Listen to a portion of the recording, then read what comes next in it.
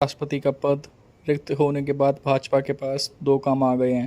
पहले तो नए अध्यक्ष का चुनाव और दूसरा उपराष्ट्रपति को चुनना, जहां एनडीए सरकार में शामिल अन्य दलों को भी साथ लेकर चलना अहम होगा। मानसून सत्र की शुरुआत उपराष्ट्रपति जगदीप धनखड़ के अचानक इस्तीफा से हुई।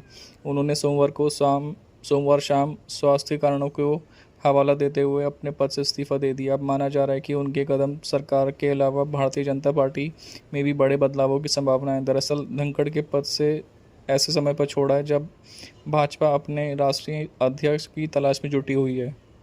उपराष्ट्रपति के पद रिक्त होने के बाद भाजपा के पास दो काम आ गए। पहले तो नए अध्यक्ष को ढूंढना, दूसरा उपराष्ट्रपति को चुनना, जहां एनडीए सरकार में शामिल अन्य दोनों का अहम होगा।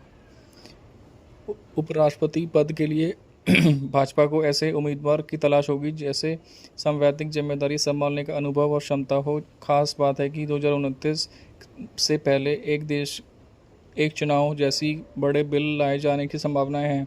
ऐसे में राज्यसभा अध्यक्ष की भूमिका सरकार और भाजपा के भविष्य का एजेंडा खिलाफ काफ़ी अहम हो जाती है।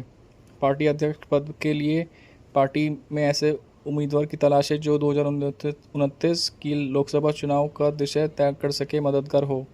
साथ ही प्रधानमंत्री नरेंद्र मोदी की अगुवाई में एनडीए सरकार की उपलब्धियों को भी आगे बढ़ा सके।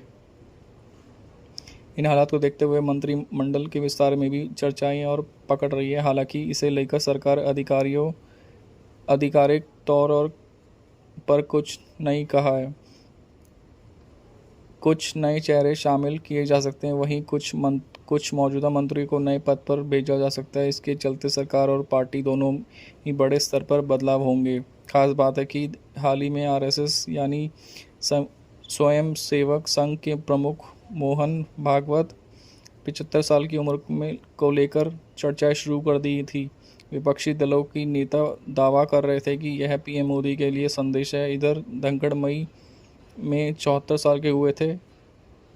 संविधान के अनुच्छेद 68 के खंड 2 के अनुसार उपराष्ट्रपति की मृत्यु, इस्तीफा या उन्हें पद से हटाए जाने या अन्य किसी कारण से होने वाली रिक्त को भरने के लिए चुनाव रिक्त होने के बाद यथाशीघ्र आयोजित किया जाएगा।